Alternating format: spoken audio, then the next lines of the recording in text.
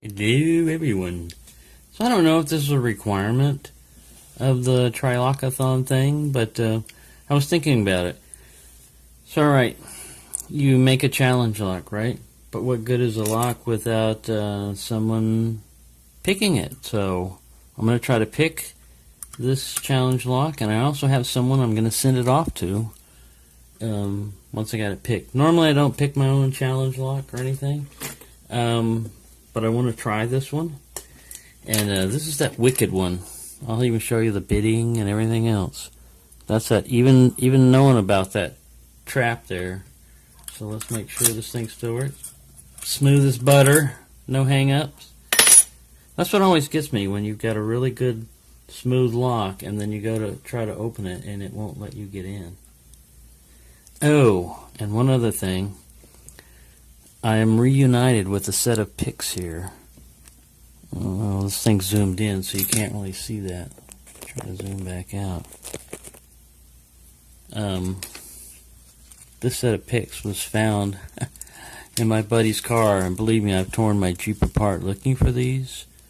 So, it's a big reunion here. A Peterson Jim, my Sparrow's Worm with the handle, a lot of those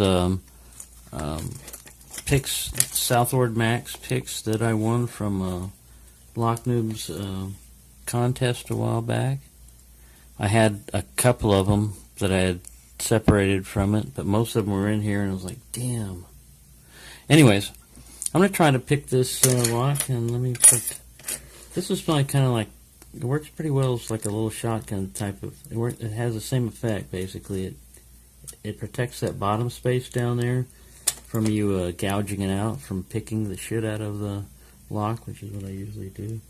And it also gives you a little bit of leverage, a little bit more height on your thing. So I'm going to try to run back to pin 6, and very crunchy. And I got a click. But the pin came back down. And 5. Click. No movement yet on the core. I'm going to walk this back slow here. 4. Come up. I got some resistance. I can't tell what's going on there. I might be on 3. I'm coming back. 2. Ooh, good click on 1 there. If that is 1 yet. No, it was 2.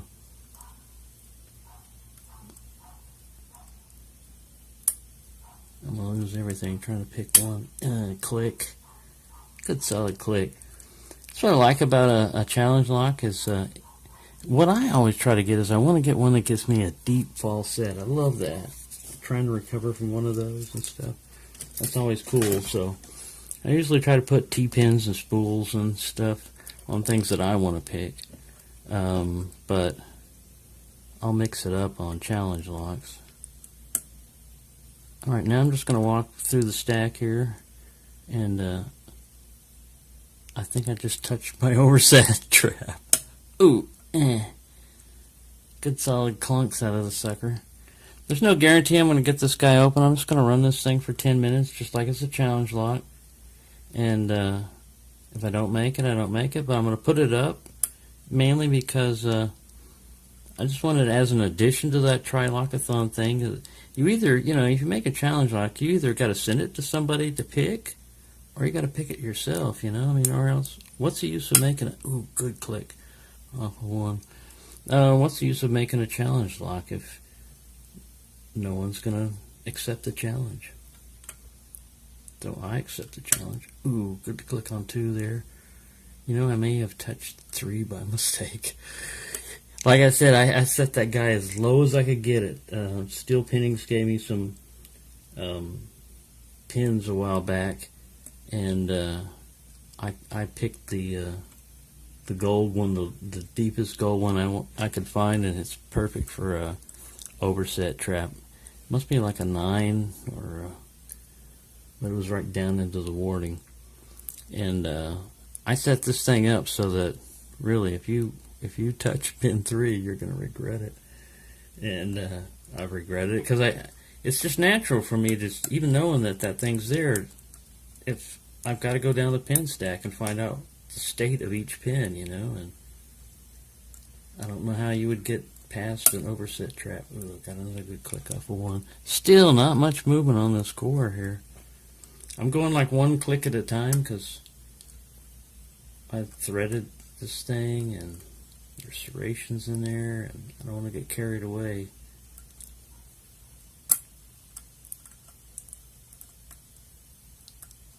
I'm at the back of the stack here. I'm getting a lot of resistance on the 5 here. I'm dropping everybody trying to set him.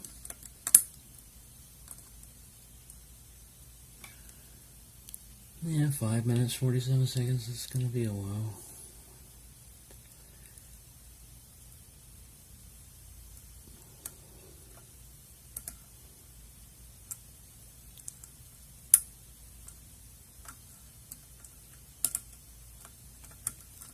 Yeah, it's kind of an open challenge, like, you know. I mean, you have to videotape it, so it's not going to go out mummified or anything like that. And the person that's going to pick it can watch this video because they're probably a better picker than me. So you're not going to learn a whole lot from me that you wouldn't learn on your own.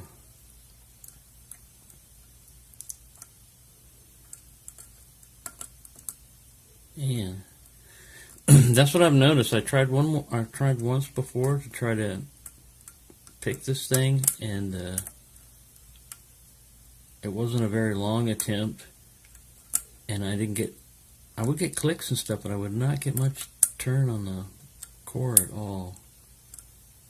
And I like it when you get a false set or something that lets you know, at least you know, tripped a spool or something, or a T-pin. But when you don't get any of that back, and you get very little movement on the core, I probably have overset 3. So I'm going to back off tension a little bit and see if anybody kind of pulse it. There we go. I think somebody really solidly dropped down. I'm hoping that was 3. See, if you didn't know that was there, you would still try to do this. I mean, you'd still go through, and if you didn't have the key, I mean, what's the use of opening a lock if you got a key?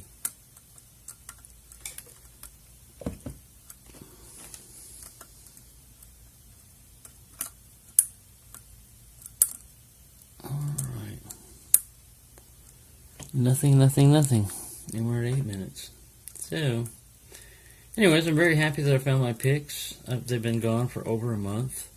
You don't know how many times I've looked through the Jeep, and I've got another case that looks like this, and like, oh, there it is. No, it's not it. Alright, I'm just going to reset everybody and see how much I can get out of this. Nothing. I had nothing set. Oh, there we go. Click, click. A little bit of a turn. Alright, let's go counterclockwise. What the hell? I'll start from 1, work my way back. 2. Man, 2 really, you had to push back to get him in. This thing, good click off of 4. I had to mash to get. Maybe I got the wrong pick in here for this job. Click, click.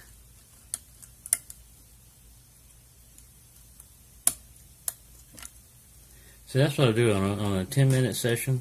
If I don't get it and stuff, I'll sit back and not only, you know, like walk away from the lock, but reevaluate, you know, maybe I'm using too steep of a hook. Maybe I need a thinner one or whatever, you know. And if you've got persistence and you don't get too frustrated, you know, eventually you'll get into it. That lock if you keep trying. That's what I tell myself, but there's some locks you just can't talk your way into. It is pretty tough. Man. Now you watch, man. The first time that somebody goes to get this challenge lock, they're going to blaze through it. It might snag them up for a few seconds, but they're like, oh yeah, that was a very interesting lock. Man, that was a good, when I went back like that, so I think I had trapped myself again. I'm going to go clockwise. It's already 10 minutes, but I'm going to keep going. Good click off of 1. Don't touch 3. 4 needs to be set. 4 is finding me. There we go.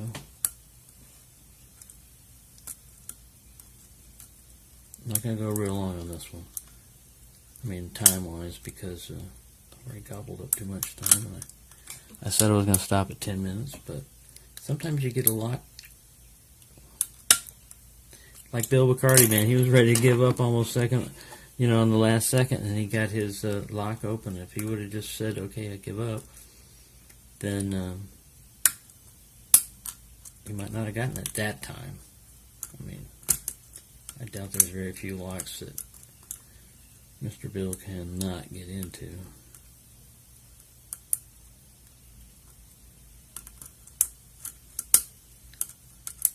And this ain't got a lot of super secret stuff. I mean, so just standard pins and stuff. Alright. Better call this one at 11 minutes. And so that's my attempt. I'm going to submit this as part of like the TriLockAthon challenge that, there. Let's prove it's still a lock, and watch how easy it's going to turn. Huh. Why couldn't you do that when I was picking on you, huh? But, there we go. Number 9, TriLockAthon. Put up a fight, and yeah, I'll try to get it picked. If I can't, I'll still send it out, because you'll see, you'll see its little history from the beginning to the end. All right, thank you for watching. Sorry I couldn't have opened that, but let's look at the picks that I get to be reunited with. The Sparrow's Worm. How would you like to be missing that for a month, huh? This Ball Rake. This is really good for a lot of things. I just got a wafer lock up here, the H10 that I had. A diamond, I could have used that on a dimple pick. This is his special little snake that he made out of one of those ball rakes. Another Southward Max. Here's another diamond that's good for dimple picks. This Bogota he warned me about because he made it a little bit thin right where it's traditionally breaks on a Bogota. So I'm kind of like sparing that one and kind of like keeping him back, as far as like actual use, because I've got plenty of other my Peterson gem, man. Can you imagine being missing your Peterson gem? And it's just a standard one, but still, I've used it a lot. This is that one he made into a worm. See, I've been missing all this stuff. All of it's been gone. This is a Southward. This is another worm. This is one that I got. These are some of the picks, and this is the one he made, that Southward Max. He made that open diamond type thing. And yeah, we've seen that. So there you go. Sorry I'm rambling on and not doing anything, but I didn't get the happiness of opening up my challenge a lot, but I did get the happiness of finding missing picks have been found. Yay, wee! Alright, thank you for watching, and don't wind up like me when you get to be this age, this crazy. It's probably not good for you.